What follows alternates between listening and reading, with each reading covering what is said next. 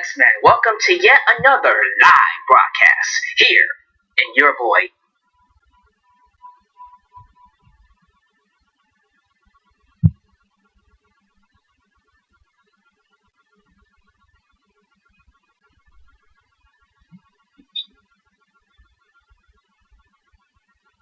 The season 2 premiere, some updates about All In, and some other goodies in terms of wrestling. We're going to talk about that all here in this broadcast. But before we get to that, we got some things to do. You know what we have to do. We got to plug the channel, we got to plug some sponsorships, and then we'll get to the wrestling. If this is the first time you're watching your boy, The X-Men, do yourself a favor. Like the video and subscribe for more content. You can also click that bell to be sure to catch the content when it comes out, knowing how YouTube acts in terms of, certain people's wrestling channels or just channels in general. You can also help out by donating using Super Chat, PayPal, or Patreon. You can like me on Facebook to catch all wrestling updates, be a part of future Q&As.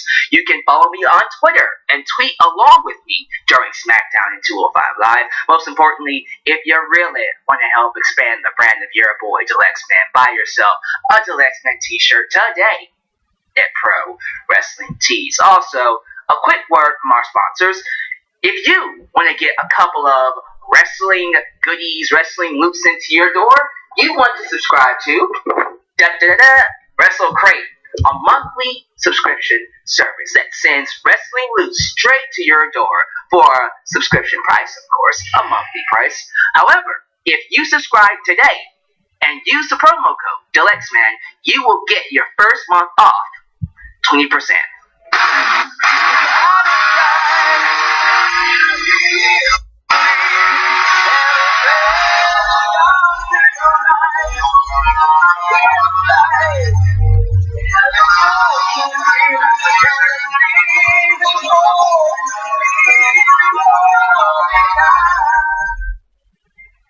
The King is live. We got Marcus, the Super Chat King. Well, he calls himself the Super Chat Champion now. So Marcus is currently the highest Super Chat donator on my channel.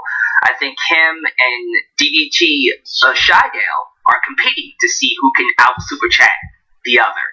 I'm very interested to see what DDT has to say about that. But in terms of everything else, I think that's all the plugs. Once again, you can get yourself a Wrestle Crate cheaper if you use the promo code DeluxeMan if you order today with the code. So with that said, let's go to the live chat. Who is here in the live chat? You already saw Marcus, the Super Chat Champion. But let's see who else we got here. We got Notorious MMA 16, Jake Salick, T.Y. William, Black Cyborg Gaming, DeAndre Kidd, Alaska, Brandon Cambambia, Joseph Winters. We got Elias Ademi. We got another Super Chat. They're coming in hard, baby.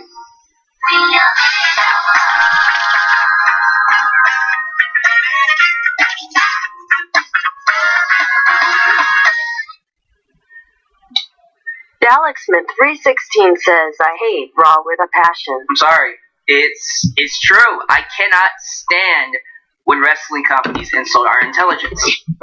We as fans deserve a quality product. I'm not asking Raw to give me an A+ show. I'm asking you to be competent. I'm asking you to tell a legit, competent story with continuity and a reason to care. That's all I'm asking for. That's what I got from SmackDown and 205 Live tonight. Was it the greatest show of all time? No. It was just a solid, fun episode of SmackDown that I actually enjoyed a little bit more than last week's because of continuity. Because they actually care enough to make me, to make me watch them. They actually put forth some actual story, some actual continuity, a reason to care. Legit characters with legit reasons to fight. It's not just random things happening. We'll get into that in just a second. I was in the middle of my roll call. I apologize for that. Jeremy Brown, Raven, Ivan Enick, Matthew Anctil. Did I say that right? Anctil. Is that French? Anctil. Hellraiser, The King 44, Aaron Thomas, Eric Gonzalez, Sammy Peeboon, Sam Pilu, Brandon Stevens, Alex King, Webby. A couple more, then I'll get to the review here. Let's see. Swak Fan, 100. Polo Dos Solo. And Brad Reed.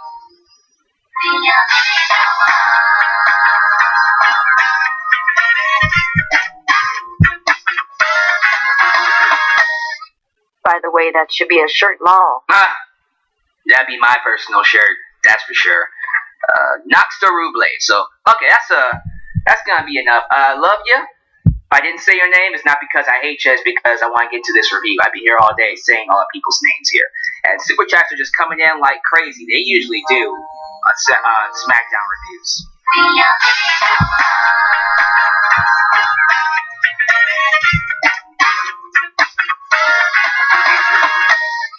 Is it just me? Or does Becky Lynch feel like the hottest superstar on the roster, male or female? By the way, I use the word hot in every way possible. You have no idea. No idea how I feel about Homegirl. Now, another one? Oh, he donated twice with the same super chat. Okay. I guess he had to say it more than once. Can't just say it twice. Can't just say it once. Or does Becky Lynch feel like the hottest superstar on the roster, male or female? By the way, I use the word hot in every way possible. I hear you, bruh. Alright, let's get into it. I want to kick things off with a recap of All In. Those of you who don't know what I'm talking about, this past Saturday, we saw the biggest wrestling independent show to ever happen in the history of wrestling, called All In, led by Cody Rhodes and the Young Bucks from the Bullet Club. Huge success. Everybody's praising it.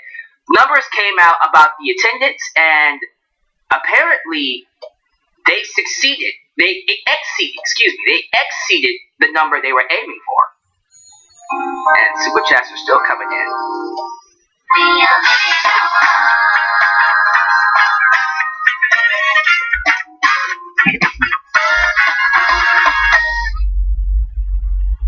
My friend said Graves looked like Pepto-Bismol. Did he ever?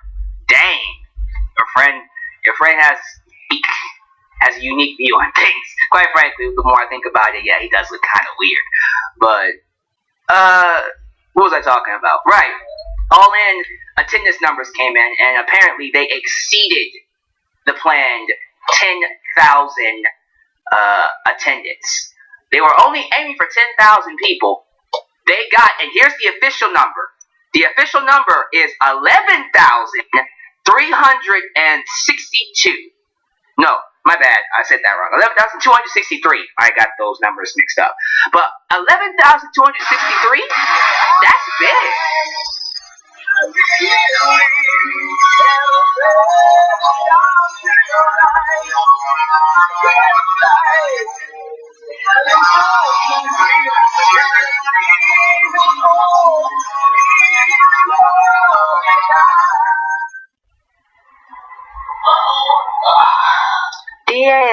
DALXYMAN vs Road Dogg WrestleMania 35. Oh, wouldn't that be a hell of a match?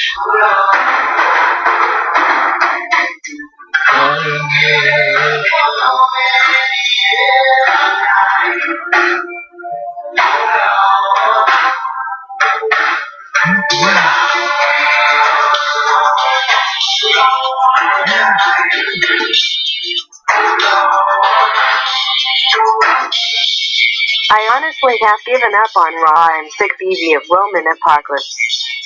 SC is a lot better and more tolerable, lol. Tell me about it. But yeah, that's huge. The fact that All In was able to do over 10,000, that says a lot. That's a big number to do for an independent wrestling show. A huge success all around, and it deserved it. I thought the show was one of the best shows this year, without a shadow of a doubt. Really good overall. Some amazing matches overall. I just feel like we need more shows like this. I hope this is not the only time we're getting all in of it. Nah, screw that. We need to do this every year. Now, I know we're doing the Madison Square Garden event during WrestleMania weekend, and that's cool. But we need a show like this, All In, annually. So, personally, I think we should go for All In 2 next year. And you know what? We should do an even bigger stadium. We did 10,000. I think they could easily do 15. 15,000 easily. Maybe even 20. I mean, we're going to do 20 in Madison Square Garden on WrestleMania weekend. So, why not? I think Cody and the Young Bucks can do it. They are providing us with the much needed alternative that WWE refuses to be. And look, we need something. We need something outside of what we're getting from the main roster WWE. I know NXT is doing some amazing things. I still think NXT is probably the best wrestling product we have nowadays. However, it's always good to have more alternatives. We need more. More is better. We got Lucha Underground. We got NXT. Look, if we get All In as well, that's even better. More wrestling is better for everybody. More platforms for these talents to go out there and perform their crafts. To make the world realize that wrestling is, yes, another art. No different than music, no different than sports, no different than anything else.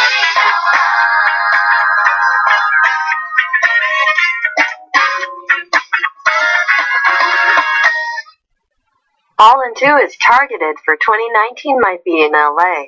Perfect. I think they can do it.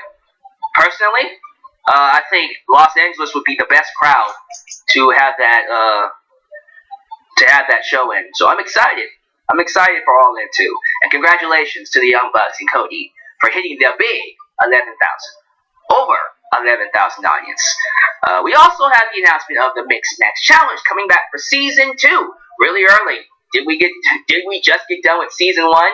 Okay. It premieres September 18th this year, in about 2 weeks. Here are the teams.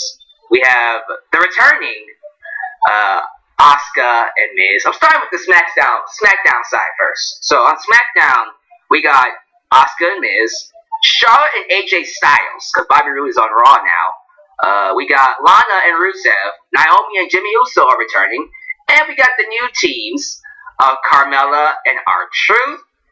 Wait, is that it? Because then it goes to Raw. Okay. Yeah, that's SmackDown. The other new team I was going to say, but it's on Raw. Natalya and Kevin Owens. That's interesting. I want to see how that works out. Alicia Fox and Jinder Mahal. Kill me now. That's horrible. Alexa Bliss and Braun Strowman. Bayley and Finn Balor. And then Sasha Banks and Bobby Lashley. I would love to see Bayley come out in face paint. If they do a face paint tag between, I'm trying to word this right, excuse me. If they do Bayley and Finn Balor coming out in face paint, that'd be really cool. I want to see what they would look like.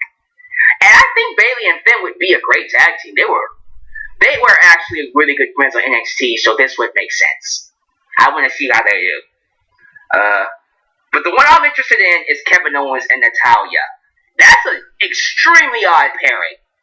But it seems like it would be a pairing that would work. I'm very interested to see what they do. But to me, just going off of what we have, I'm going to assume the winners of this year's tournament will be Carmella and R-Truth, based off of all the TV time they've been getting. Or it could be Braun Strowman and Alexa Bliss. What did they call themselves again? I don't remember.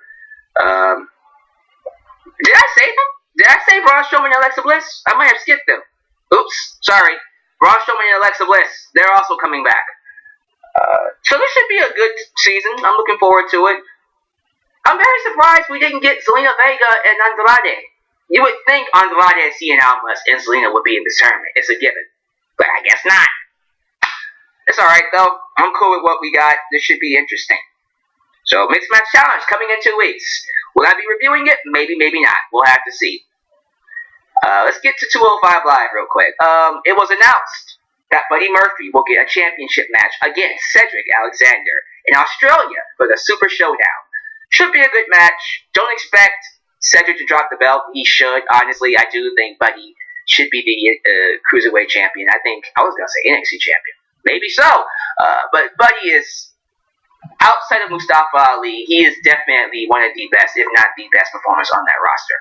Although Cedric is quickly reminding me of how talented he's always been.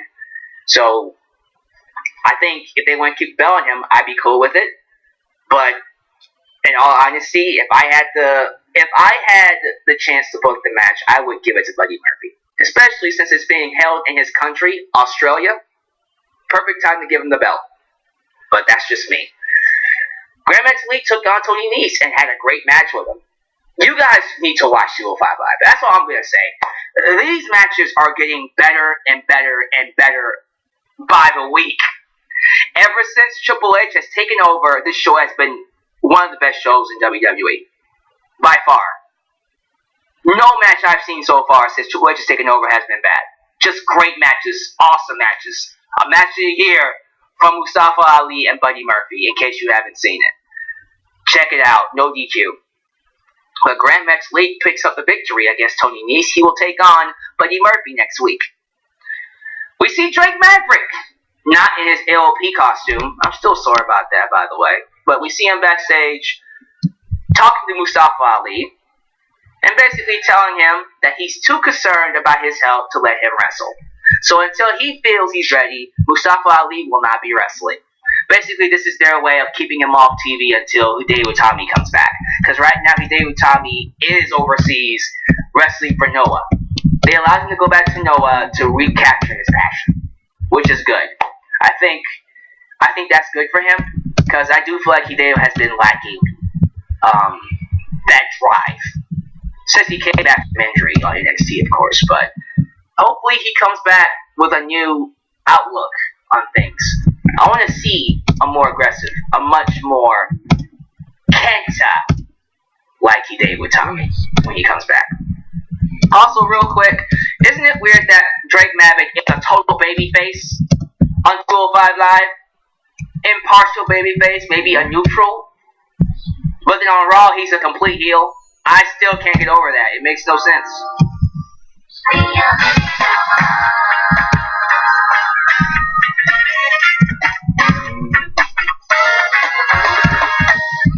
We will see the return of the word graphics, damn. I hope not. I hope they got rid of those for sure.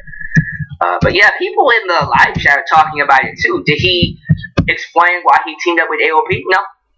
Still didn't. He won't. Because it makes no sense. There's no reason for him to be with AOP. And look, before anybody comes up here and tells me, but the X-Men is something new. No! It's not about it being something new. It's about them making a story that makes sense. What reason does Drake Maverick have for being with AOP? There's no reason about it. First off, he's a babyface, and they have no relationship whatsoever. Isn't he on 205 Live? So why would a babyface general manager on 205 Live be the manager for a Raw heel tag team like AOP? If you need a manager, why didn't y'all just give them Paul Heyman? Give them Paul Heyman, or give them someone else that can talk. Something. It makes no sense. They'll try to figure out some way to throw this together. They'll give us some reason. It won't make any sense. And I've given up on Raw making any kind of sense. It doesn't make any sense. So no, don't get on me about, hey, the X-Men is something new. Isn't that what you want? What I want is for something to make continuity sense. And before you make this whole argument, well, some things that were good you didn't like or didn't make continuity sense, I want to see you give me some examples of things that I like that make no continuity sense. I want to see it. I want to see you try to argue that point. Because I need to laugh at you. Seriously.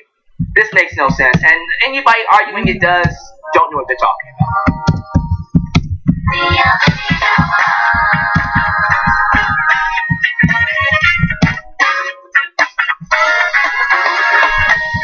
Drake Maverick being without was Kevin Dunn's idea.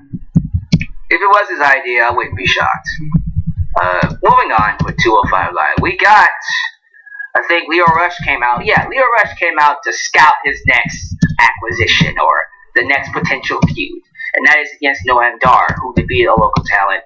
We're going to keep Leo Rush away from the championship for now, build his character before we sit him after Cedric. I'm cool with that. Or whoever the next champion is going to be. So he'll end up fighting Noam Dar soon.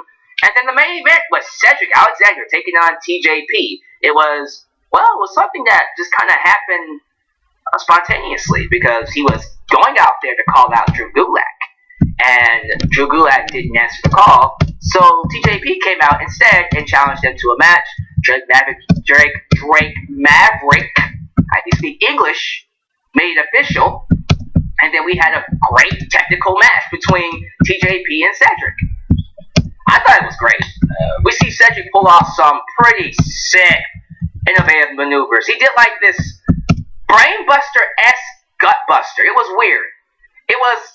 It looked like he fell for a brainbuster, but then I think he hit him in a gutbuster. I don't know what he was going for. It was pretty sick. And then he hit a new variation of the lumbar check, which was awesome. Afterwards, he got attacked by Drew Gulak, so we're still doing this feud. Let's see where it goes. Quite frankly, I'm about tired. I'm about tired with Drew Gulak and Cedric. He had his chance. Let's move on to someone else. That's just my thoughts. So there you go. 205 Live. Very fun show. And then we get to SmackDown Live. So we open up SmackDown Live with Daniel Bryan and Brie Bella coming out to cut a promo, an interview with Renee Young. We show footage of Miz and Maurice before the show, being taped before the show, calling out Bryan and Brie, and they didn't come out because they weren't there. So we show more footage of them attacking Bryan and Brie last week, which leads to Bryan and Brie calling them out. Mm-hmm. And of course, Miz and Maurice don't show up because why would they? Why would they? Instead, we get Andrade Cien Almas and Zelina. Say it with me, Zelina Vega going out there, basically challenging Bryan to a rematch from last week. I'm cool with that. And this time, we got a finish to it, thankfully. Daniel Bryan defeats Andrade Cien Almas in an excellent match on SmackDown. Pretty much the exact same quality from last week, just with a finish. And I'm happy about that. Afterwards, we see Miz and Maurice show up via satellite. Because why would they be there? Why would they come out? They're heels. But yeah, they showed up via satellite to mock them for not coming out before the show. And tells them, arrivederci, Bellas, to really put Bryan in his place. You are the husband to Brie Bella. Bella's husband, like, you know how Tyson Kidd was Natty's husband? Well, apparently, Bryan is Brie's husband. It's all about Brie Bella. Yikes. We see Bryan and Brie leave the arena to go after the It couple at a restaurant. So I'm thinking, we're going to see them try to attack them inside a restaurant? That should be cool. That should be really cool. Following that, we got Becky Lynch and Charlotte Flair in an exclusive interview. We see both women having to appear in separate locations via satellite to avoid any confrontation. Cool. It's good to keep them apart this week. Do something different. The crowd boos Charlotte heavily and cheers Becky, who is more, and I posted this on Twitter. I love how Becky looks a lot more stoic, a lot more cold, and personally, it's a lot more hotter. I love her this way. There's something about her showing this emotionless facial expression that just turns me on. I'm serious. Like, she is extremely hot now. And she's always been hot. She's always been very attractive.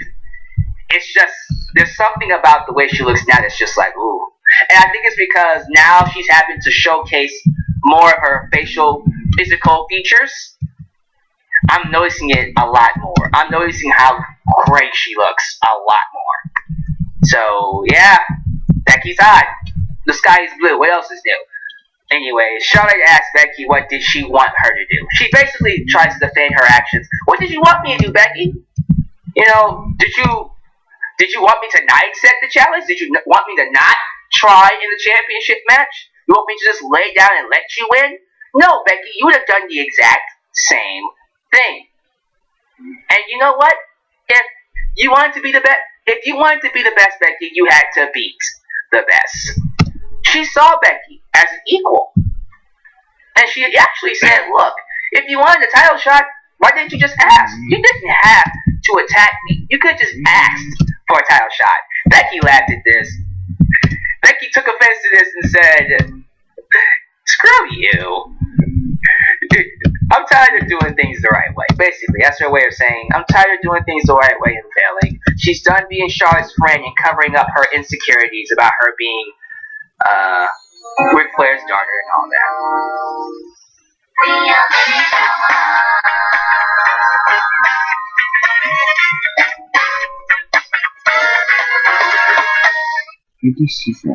Becky is the female Stone Cold Steve Austin. I like it. I'm cool with that too. I personally do think Becky being booked like Stone Cold could work. I see another super chat coming in, so I'm gonna let that one go, and then I'll go ahead and move on with the review.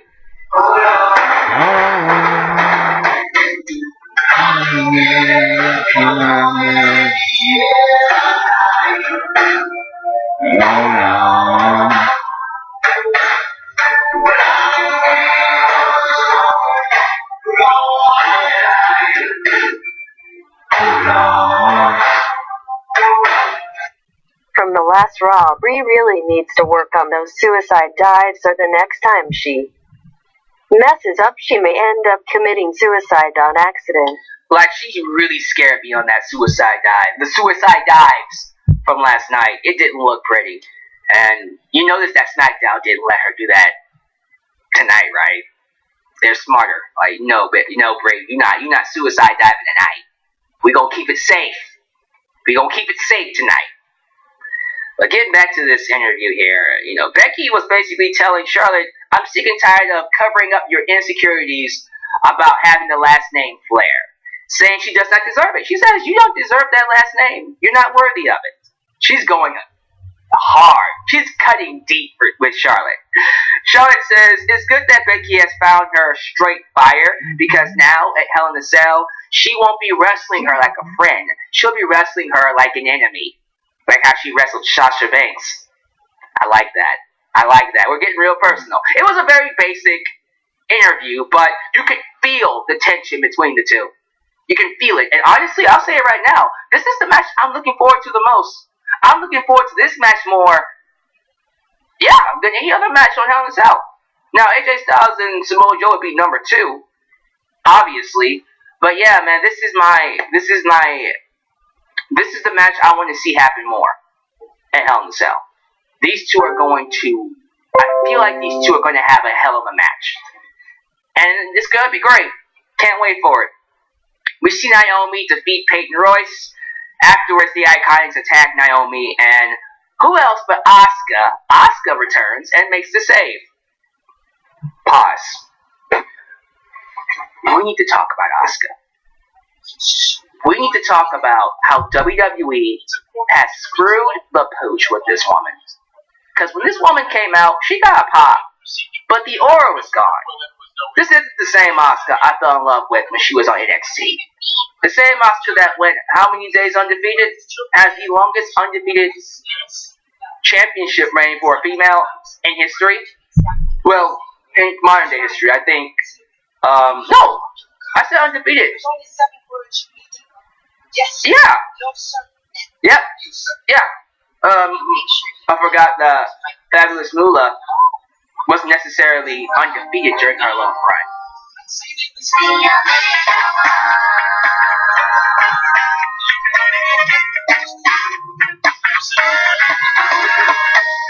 I hope Becky wins, but I doubt it.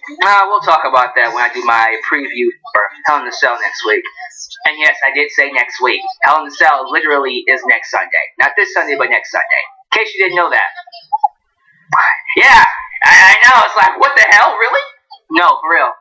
Hell in a Cell is next Sunday. Not this Sunday, but next Sunday. It's coming real fast. So, next week are go-home shows for Raw and SmackDown.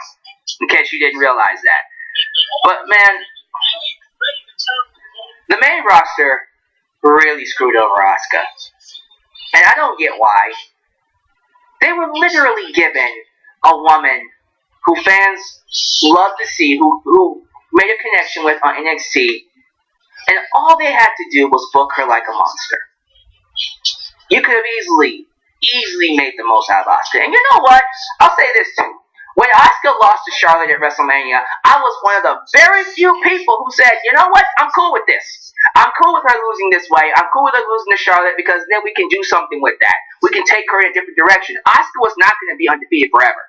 I wasn't upset that Asuka lost the streak. This is not about the streak. Let me put that out there. Asuka's coolness wasn't about the streaks. The streak helped. What made Asuka cool was that she was a sawn-off monster inside that ring. She was a Japanese kick-ass machine. She was awesome. She was a badass. The stuff they did with her made her cool.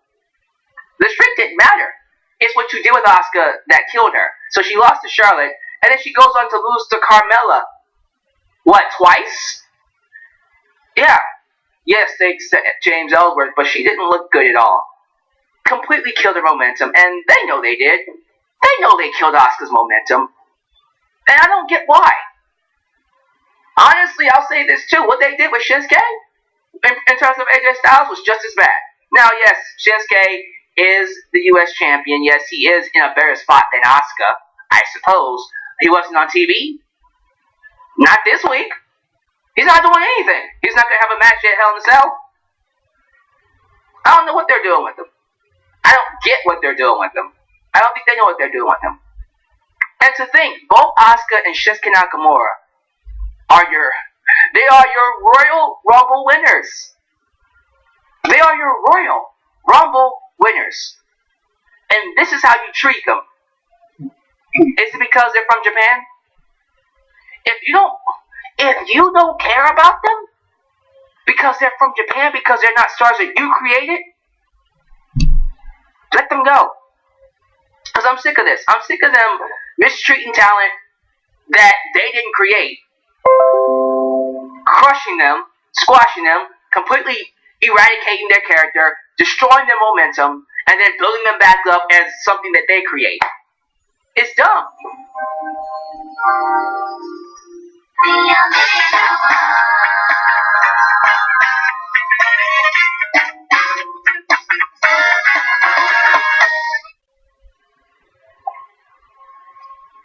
Vince and Kevin hate Asuka for some reason, which is why I am worried for Kairi Sane and Io Shirai when they get called up in the future. Oh, trust me, man. It's... I hope Io and Kairi Sane stay away from the main roster. I don't want them touching main roster. I don't want them to even sniff Raw or SmackDown with the way things are right now. Keep Kairi away from Raw and SmackDown. Because they are going to really, really mistreat her. I'm not going to be happy with the way they treat Kairi or Io. I think it's Io Shirai. Io Shirai.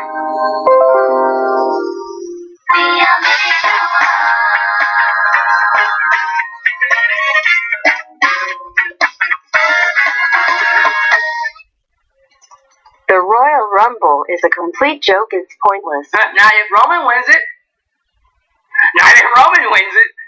it ain't a complete joke. But yeah, I hate what they've done with Asuka. The best thing you can do for her, since we're teaming her up with Naomi, I guess you can somehow, some way lead to a heel turn. Some of you are wondering why turn her heel. Well, we already had someone turn babyface, so we can swap roles. If Carmella is going to be a babyface, we can send Asuka to the heel side. Why not? I'm cool with that. But yeah, not happy with what they're doing with Asuka, and they need to rebuild her from scratch. Congratulations. We got some individual hype packages for Randy Orton and Jeff Hardy leading to their Hell in a Cell matches. Both of them were good. My favorite one was Randy Orton's. He's just an awesome heel. He really is. This is going to be a good match. Look, I can make you this promise. I can make you this guarantee right now. Jeff Hardy will, and I'm serious, he will jump off the cell. Some of you are wondering if he will. I don't even need to think about if he will or not. He will. I promise you, Jeff Hardy will jump off the cell. He'll either be thrown off or he'll do it himself. But Jeff Hardy is coming off the top of that cell. I know some of you are worried about that. I'm not. I already knew what was happening. The moment I saw Hell in a Cell with Jeff Hardy, I'm thinking, yeah, he's jumping off the cell. At this point, we've seen Kevin Owens choke slammed out off the top of a steel cage match. We've seen Shane McMahon jump off the cell. Why not Jeff Hardy? Hell yeah. Hell yeah, he's going to be thrown off the cell. Randy Orton's tossing him off. He's sending that boy all the way to hell. Hell in the Cell. It's going to be a really good match. I look forward to seeing what they do. So, moving from that, backstage, we see Miz and Maurice conveniently show up after Bryan and Brie leave. Because why would they be there when Bryan and Brie are there?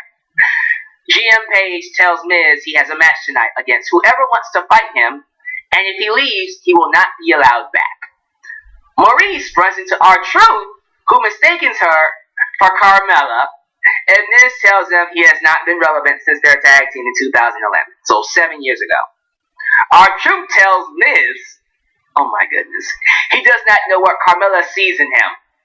Still thinking Maurice is Carmella, bruh. R-Truth is amazing. I love that we're still doing the crazy psycho R-Truth. Shazam! But in a different way. I love it. Later, we see R-Truth meet up with Carmella backstage, and Ty Dillinger is with them. And he somehow gets Carmella to be in his corner. He tells Carmella that the other Carmella says some things about, he literally said the other Carmella says some things about her, called her a Staten Island trash. And then Carmella called her what did you call her? She called her the blonde Barbie Bimbo. Just straight up cat. Just cat reference. Just a lot of cat clawing back and forth. I like it. It's beautiful. And again, I appreciate SmackDown for booking the divas like divas. Because let's be real, Maurice and Carmella are not what I would consider female wrestlers. Yes, they're females who wrestle, but they're divas. They are literally WWE's version of divas. They are the Stacy Keibler, Tori Wilson type, Dawn Marie type. And I'm cool with that. They fit those roles very well. But you book them like it, it's cool. And I appreciate them a lot more in these roles. And then we see Becky Lynch and Carmella. Becky Lynch and Charlotte, who are the female wrestlers, look like female wrestlers. And that's how it should be. It's okay. Carmella is a great diva. She's great as a diva. I think she would be great as a valet as well. She is great as a valet. Matter of fact, she's R-Truth's valet now. And yes, those of you asking, Carmella did turn babyface. She is a babyface now. I'm cool with it because of the story. I like the story we're getting with R-Truth and Carmella. They are my new favorite couple. My new favorite odd couple. I love it. And the bards from Carmella and Maurice alone tonight are more entertaining than Raw. I love this. I thought this was great. We'll talk more about this in the main event, but this was really good. You know what else was really good? The stuff between Rusev Day, Usos, and Sanity. Really good match. Really good tag match. It was another three-way tag to determine who will fight the New Day at the Hell in a Cell pay-per-view, and Rusev Day won, as I predicted. So next week, it will be Rusev Day taking on The Bar. I think Rusev Day will get the victory and fight the New Day at Hell in a Cell. That's what I think will happen. And then we got the segment between AJ Styles and Samoa Joe. Samoa Joe comes out and mentions how last week he said he will be visiting the Styles household, but it was only a ruse to get AJ to go home to see his family. He made a promise to Wendy. Oh, Wendy! I love it when he does that. He made a promise to Wendy that he will send Daddy home. And he did. He got him to actually do something that he says he doesn't do often. Be a father. Tuck his children in bed out of fear for Samoa Joe coming to his house. Something he hasn't done in years. He says the Styles family should get used to seeing him home because he plans to fulfill his promise and put AJ at home permanently after he wins the World Championship, the WWE Championship at Hell in a Cell. AJ appears via satellite, lots of via satellite appearances here, and tells Joe the talking stops because he's tired of him talking about his family. And long and behold, AJ shows up. He appears, storms the ring, and they brawl. We got a brawl between AJ and Joe. Joe tries to use a steel chair. AJ grabs the steel chair, goes to use it on Joe, but referees run out to stop him. He ends up doing a flying dive to the outside to basically just squash Joe on the ground. And it got so bad that Paige had to go out there and stop AJ from basically killing Joe, because he was going to kill him. And that's how we end the segment. Man, I know last week I talked about them not having a stipulation to their match was ridiculous.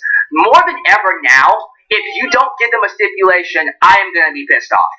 I will literally rant on this match if this goes into Hell in a Cell with no stipulation. You cannot have them go in there as a singles match. This better not just be a regular singles match in Hell in a Cell. We need something. Something. I don't care if it's no DQ. I'll take no DQ. Fine. You don't have to give me Hell in a Cell. I know a lot of people wish this was Hell in a Cell. Personally, at this point, I would be happy if they had a Hell in a Cell match. But fuck it. Okay. Make it no DQ. No DQ match. Give me something. Street fight. Give me, I don't know. Falls Count Anywhere. Something. Ladder match. I quit. Give me something. Submission only. I don't know what else I can think of. Just give me a stipulation to heighten how personal this is. Because I already know if this doesn't have a stipulation, it's going to end in DQ. And that's going to take me out of the match. The match is going to end in DQ and I'm going to hate it. Do not do that to me. Give me a no DQ stipulation. No DQ. That's all I'm asking for. No DQ. Come on now. Come on. Don't do that to me. Don't you dare have AJ and Joe go into Hell in a Cell with no stipulation after all this. They better get a stipulation. Give me something. I need something. Something. Something. But yeah, let's see what they do. Please give me a stipulation. Show us next Sunday. For Christ's sake. And then we get the main event. Miz and Maurice come out to cut a promo. They once again call out Bree and Brian, who are not there. And once again, they did not come out. Why would they? Because they're not there. Mock mocks Brian for being a poor husband and bringing his wife into his fights. Putting her career in danger just like he does his career every night. He promises what happens to Bree at Hell in a Cell will be Miz and Maurice's fault. But when he has to live with the fact that Bree's wrestling career is over due to his selfishness, that will be his fault.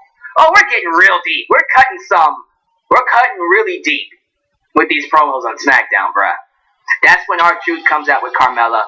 Bruh, R-Truth and Carmella are made for each other.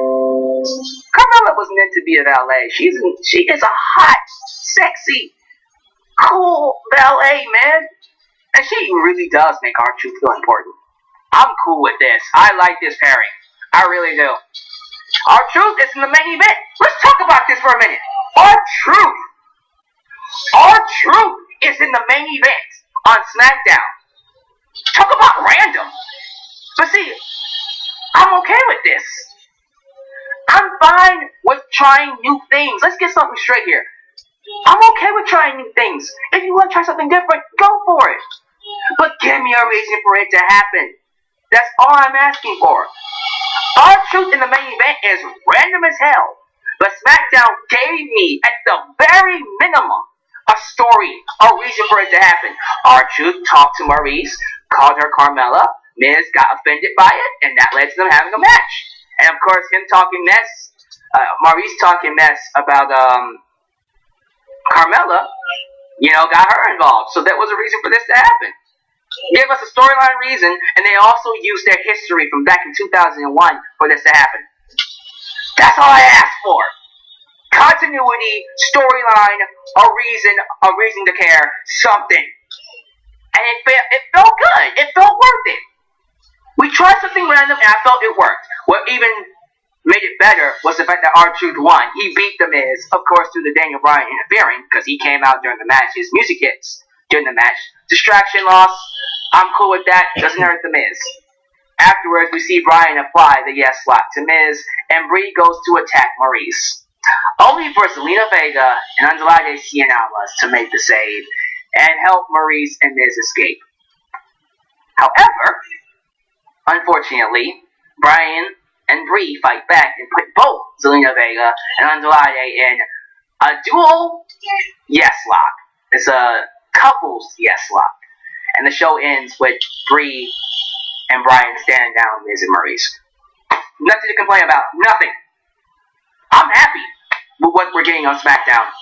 I'm very happy with what we're doing. This is really, really good storytelling from SmackDown side. I wish Raw would do better. And that's all I'm going to say about it. We see some really good stuff from literally every other wrestling promotion, every other wrestling show out there, except for Raw. Even Impact Wrestling is doing better in terms of storytelling. What the hell is going on with Raw? Just people who don't know what they're doing. I thought SmackDown was good tonight. Really enjoyed SmackDown. How did you guys feel about it? So, let me know. Let's go to the live chat and read some comments. Then I'm going to get out of here.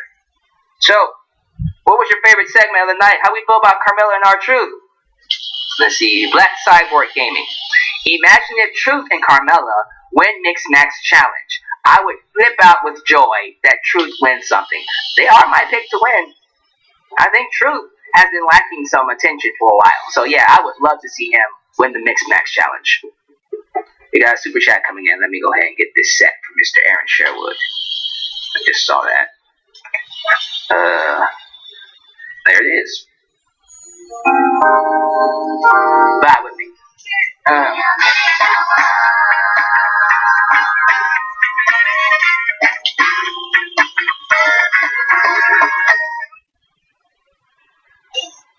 Falls Count Anywhere is the best match that's not HIAC.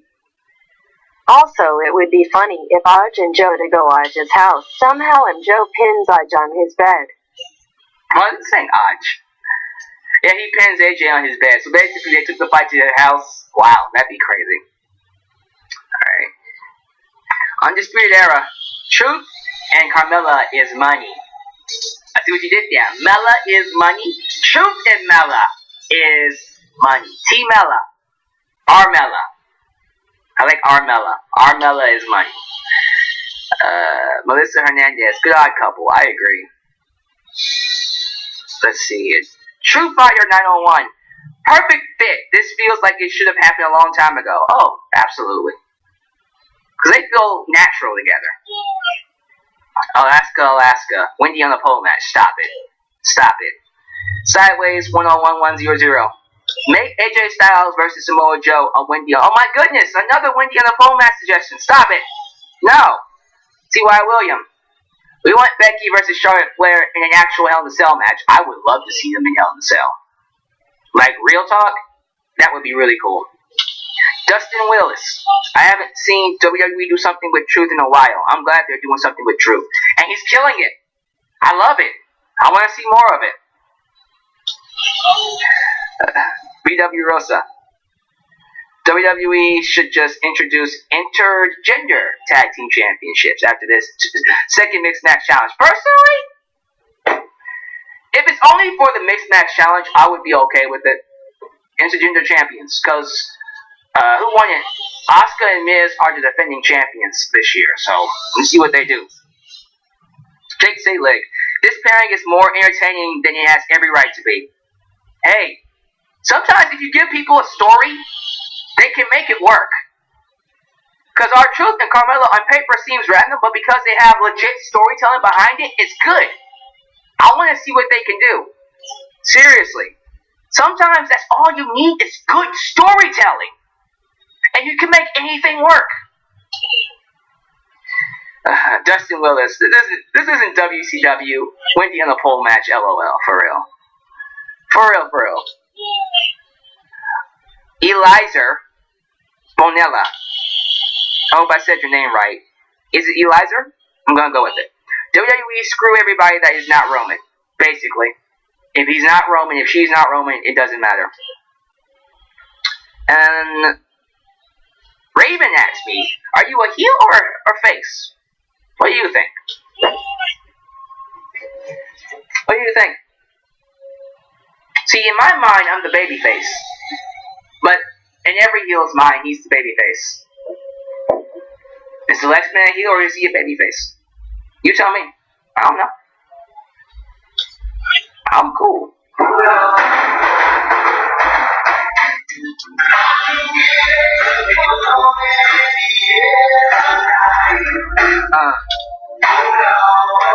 Vibe with me.